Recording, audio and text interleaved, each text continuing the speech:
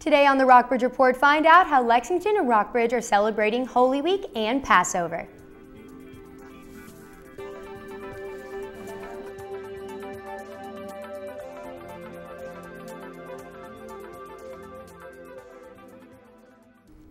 Welcome to another edition of the Rockbridge Report. I'm Stephen Peck. And I'm Caitlin Dormer. Lexington has been abuzz this week as Christians prepare for Easter Sunday, and the city's Jewish population has been observing Passover since Monday night. The Rockbridge Report's Mickey Gorman has the story. This week, Christians have been observing Holy Week, while Jews have been observing Passover. Protestants and Catholics walked the streets of Lexington last Sunday with palm branches in hand. They stopped to pray outside the city's downtown churches. Father Joe DeRora is the priest for St. Patrick Catholic Church. It commemorates Jesus Christ entering the city of Jerusalem. They, the people, tore down palm leaves and branches and strew them on the ground. The Palm Sunday Parade has been a tradition in Lexington for almost a decade. Father DeRora says the clergy from around the city meet once a month to create a cohesive relationship. There is good discussion, there is prayer, there is a little bit of scripture or Bible study. There is difference of opinion, but there is never an argument. Last year, over 200 Christians paraded through downtown Lexington. For Christians, this week serves to commemorate the end of Jesus' ministry on earth. Meanwhile, Jews have spent the week remembering how their ancestors were led out of Egyptian captivity. All of Passover is about remembering, dipping the parsley in the salt water to remember the tears of the slaves. When we dip our fingers into the wine and put it on the plate, each dot, symbolizing the plagues and all the blood it has drawn from the Egyptians. Monday night was the start of Passover. Washington and Lee's Hillel House hosted a Passover Seder for the community. 112 students and Lexington residents gathered in Evans Dining Hall. It was the biggest attendance in the program's history.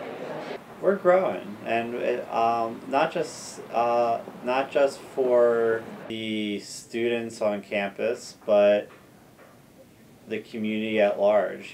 Tonight, churches around the city will have services to remember Jesus' Last Supper. That supper was a Passover Seder. For the Rockbridge Report, I'm Mickey Gorman. Tomorrow is Good Friday and Sunday is Easter. Passover ends next Tuesday.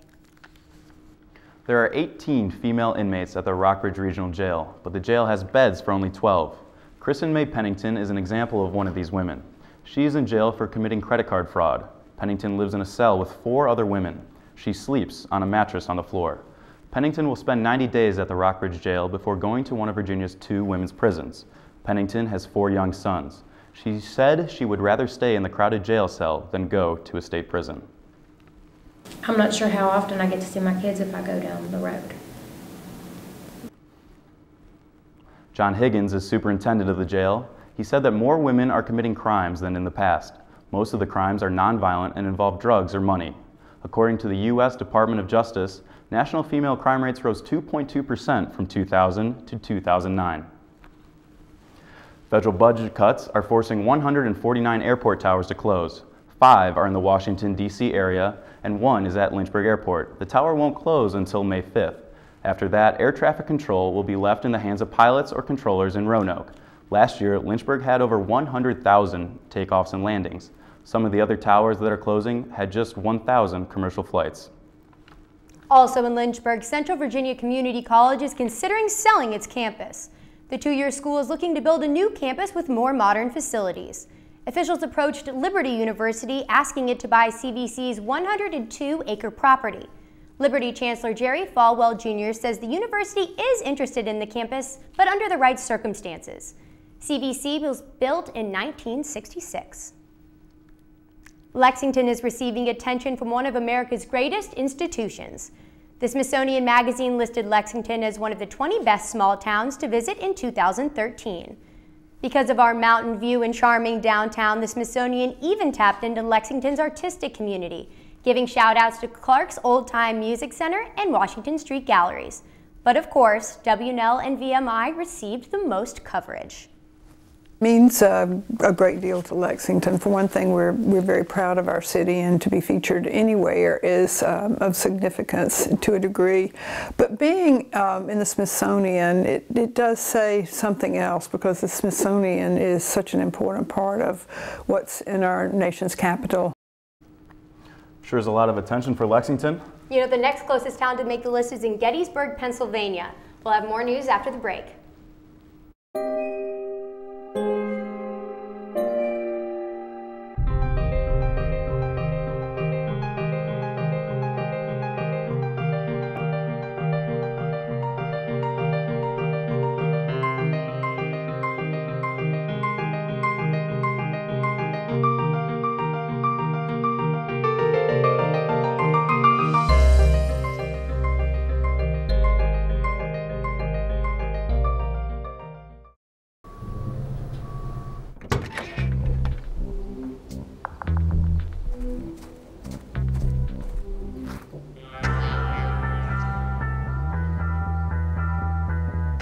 When you throw away money on wasted electricity,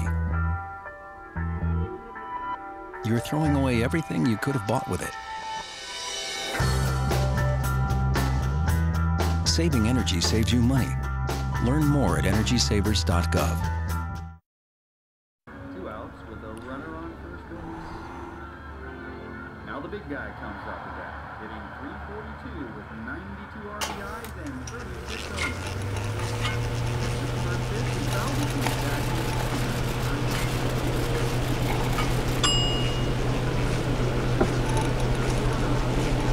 Chill raw and prepared foods promptly. 1 in 6 Americans will get sick from food poisoning this year. Keep your family safer. Check your steps at foodsafety.gov.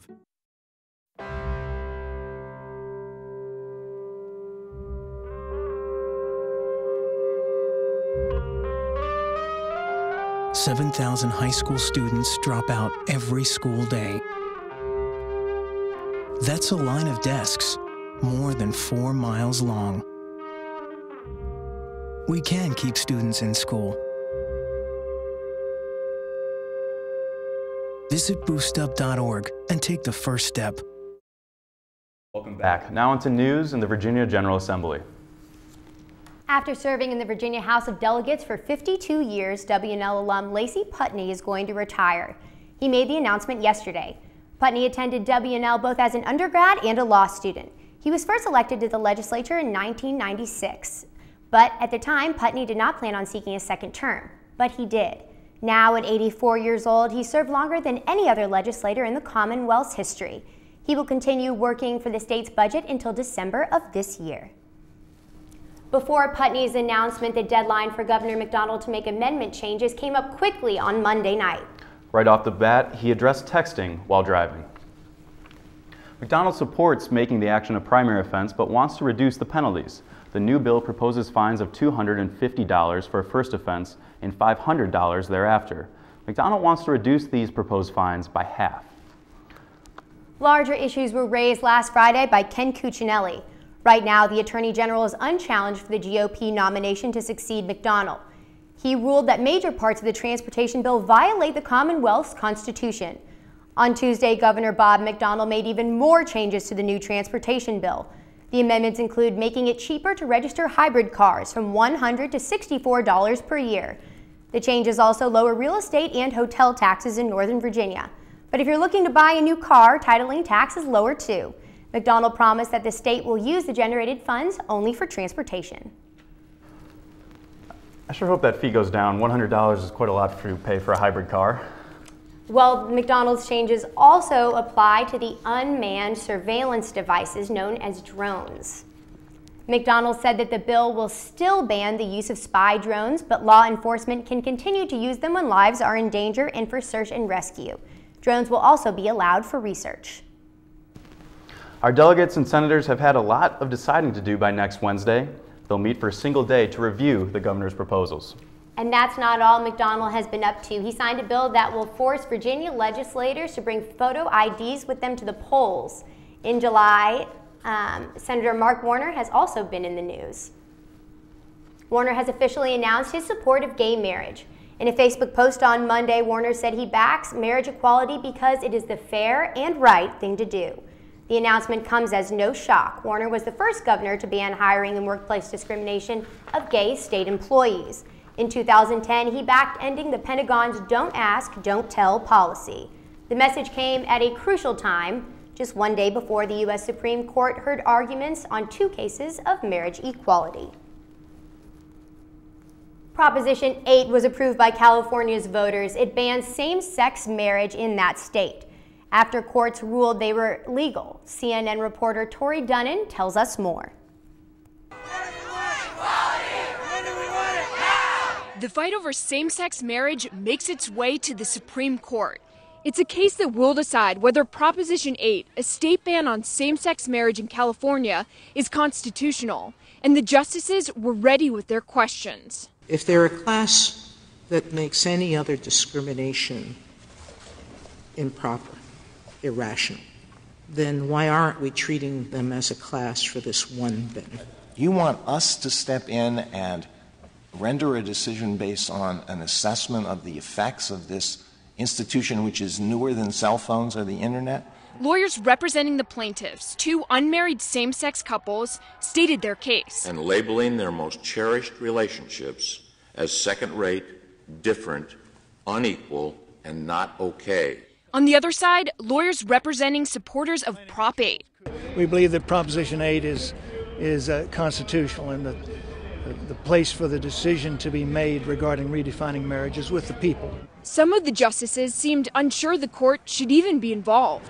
This case could be dismissed with essentially no decision, which would mean that same-sex marriage would become legal in California, but there would be no broader ruling for the rest of the country. Outside, emotions ran high. Can 2 women reproduce? Can 2 men reproduce? They deserve equal rights. With polls showing support for gay or lesbian marriage on the rise, the justices have an opportunity to make history on this divisive issue. W&L sophomore TJ Fisher is on the board of directors for Campus Pride. It's a national organization that works with schools to provide a safer environment for gay, lesbian, bisexual, and transgender students. He told the Rockbridge Report what he thinks about the debate surrounding Proposition 8. I just think that the dispute it's not really about thinking about these issues, thinking about why gay men and women deserve to be equally married and that sort of thing. It's just more about pitting people against each other as adversaries. Questions remain about the deaths of 2 Marines at Quantico, Virginia Marine Base. Last week, 25-year-old Sergeant Eusebio Lopez shot and killed fellow Marines Sarah Castromata and Jacob Woolley. Lopez also killed himself. All 3 worked on the base, testing Marines who want to become officers. Their bodies were found at Taylor Hall Barracks, where all the school's instructors live. The families are making their own plans to bury their loved ones. Officials are still unsure about the motives behind Lopez's actions. Coming up next, a local university baseball team raised money for the Susan G. Komen Foundation. And a lesser-known college basketball team has been a surprise for March Madness brackets. When some people struggle with their mortgage payments, they become frozen, petrified. Not knowing what to do, they do nothing. But the people who take action are far more likely to get the most positive outcome. Making home affordable is a free government program. Call now to talk one-on-one with a housing expert about the options that are right for you. Real help, real answers, right now. So, I got this new family, and I don't know what it is about this one, but she can't seem to put down that toy all day long. Tap, tap, tap, tap. Oh, and she even talks to it. She talks to that more than she talks to him. What's up, bro? Nice shirt. Who's she talking to? Her mom? She talks to her mom a lot. This is one amazing truffula tree. Can you imagine a place where these grow everywhere? Yes, it's called the forest, a magical place to enjoy with your family.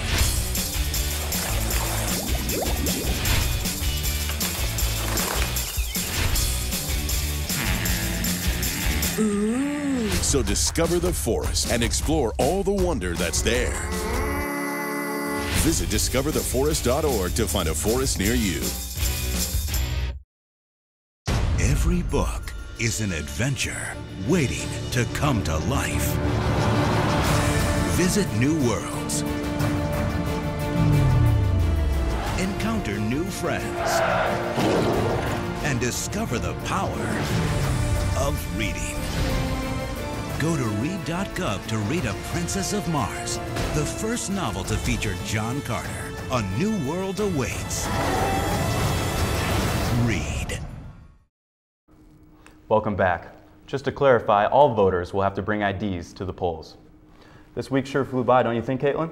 I honestly can't believe it. I wonder what this weekend will bring for Rockbridge County.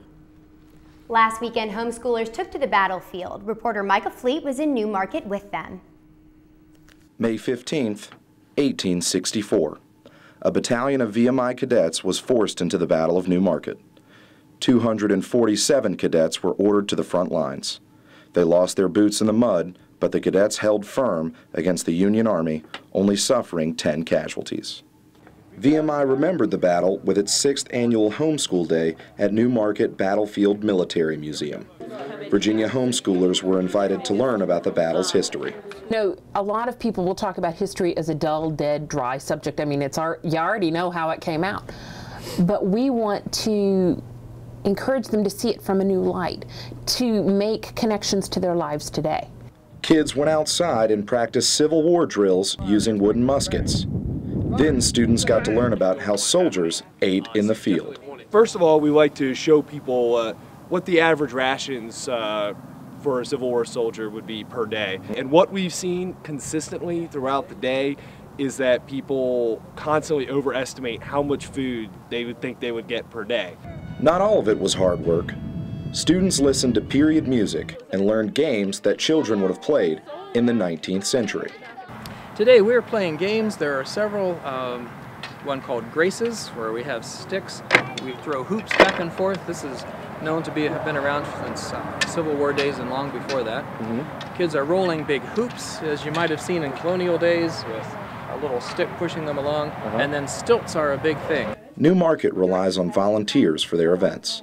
The volunteers pay for their own costumes and help teach the kids. That's why I think the community volunteers are such a big part, because they each have their own knowledge base, their own passion base, their own specialties, and so this diverse group of volunteers meets this diverse group of homeschoolers, and all of a sudden we have connections forming. All in all, it was a successful day at Newmarket, with over 350 students getting to learn about a significant piece of Virginia's past. For the Rockbridge Report, I'm Micah Fleet. Homeschool Day isn't the only event at Newmarket. The park is open daily from 9 a.m. to 5 p.m. with groups and tours available for sign-up. Meanwhile, canine competitors raced through an obstacle course near Roanoke last weekend. The Rockbridge Report's Andrew Sorgel has the story. Training a dog to sit and stay is hard enough for many pet owners, but over 100 competitors in a dog agility trial at Hollins University last weekend had their pets jumping through hoops, literally. We have people from all up and down the East Coast, Pennsylvania, Maryland, Virginia, North Carolina, Tennessee. This is a good turnout. Dogs of all breeds, colors, and sizes turned out for the 13th annual agility trials. Owners guided them as they climbed over bridges, whipped through tunnels, and weaved between obstacles. The owners get to walk through the obstacles before the competition begins, but the dogs go into each round without ever seeing the course, and trial officials change the layout as the day goes on. Dogs are judged by speed and by form. A missed obstacle means docked points, and backtracking costs valuable seconds. This requires owners to be as well trained as their canine companions. He is more responsive to my body than he is to my words. And so my timing has to be minuscule with him, because if I twitch a shoulder too soon, he just moves and he's off the jump and off the path.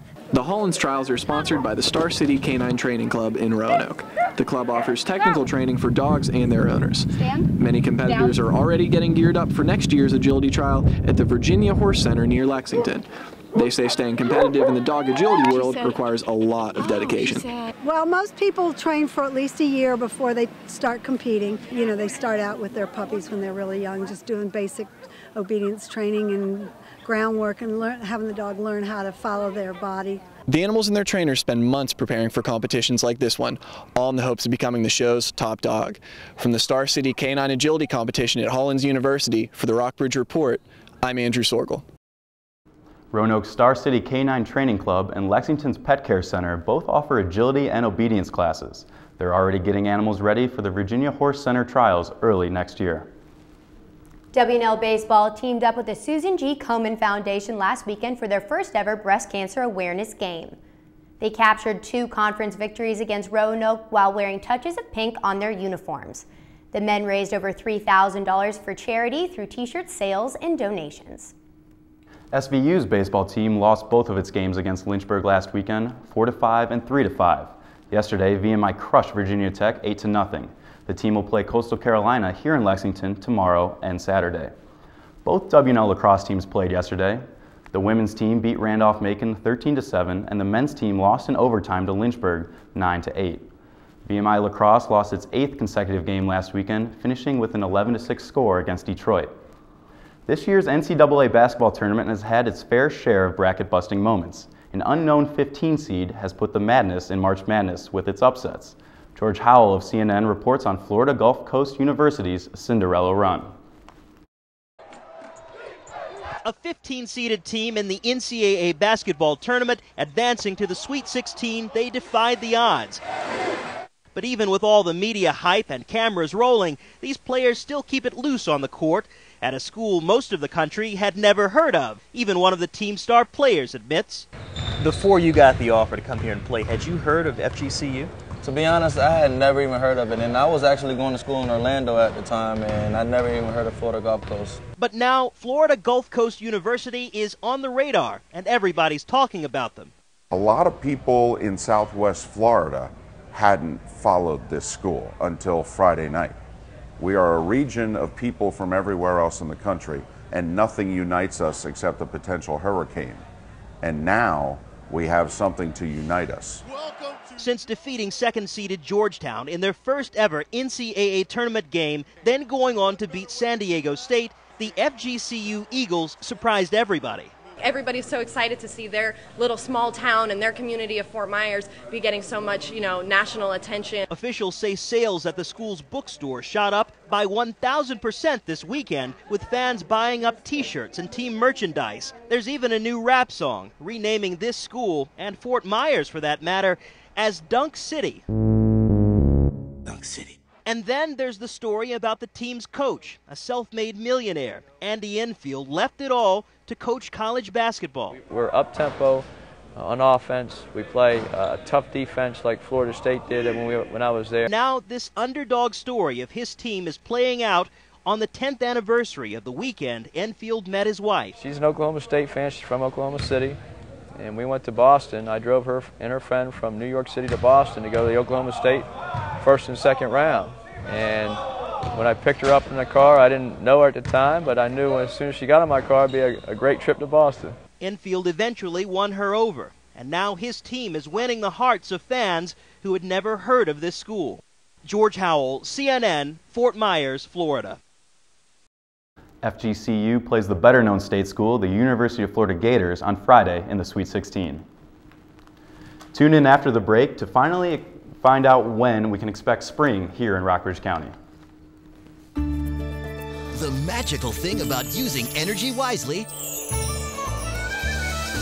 is that anyone can do it. Turn off lights. Use energy-saving light bulbs. And turn off computers and game systems when not in use. Make a change and we can really fly. Grab a grown-up and go online to energy.gov/kids. Did you buy the flashlight and the batteries? Yes. Did you make sure we're not missing anything in the first aid kit? Yep.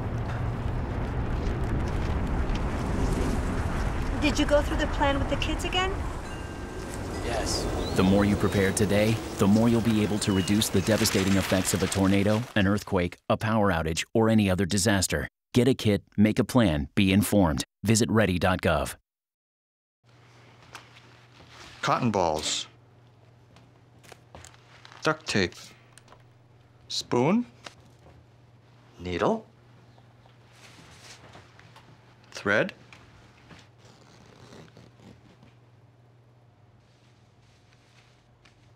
Scalpel. The smallest moments can have the biggest impact on a child's life. Take time to be a dad today. And it still doesn't feel like spring here in Rockbridge County.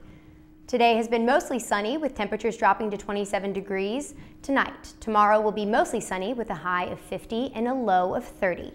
Temperatures will continue into the weekend with Saturday seeing a high of 51 and a low of 33 degrees. Clouds will roll in on Sunday with a high of 56 and a low of 39. And on Monday, there's a 30% chance of showers with a high of around 58 degrees.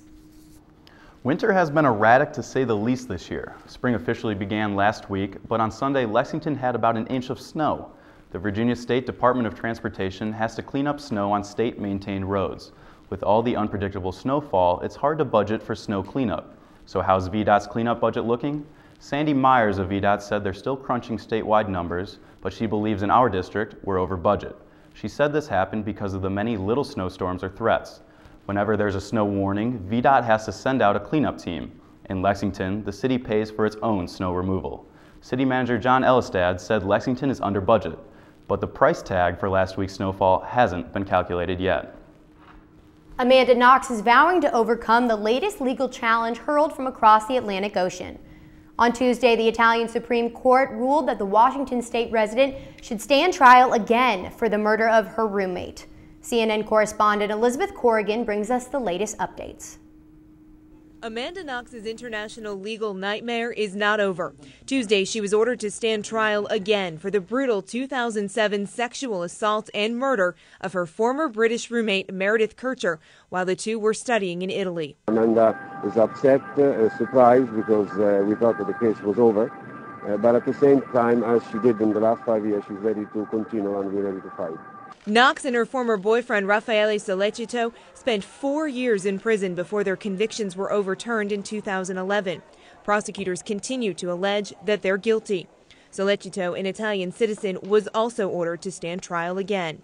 Knox issued a statement Tuesday morning saying, "It was painful to receive the news that the Italian Supreme Court decided to send my case back for revision when the prosecution's theory of my involvement in Meredith's murder has been repeatedly revealed to be completely unfounded and unfair." Yes, there's a lot of fanfare, but there never was any evidence, and there never will be any evidence. Knox's attorney says he does not expect her to travel to Italy at this time.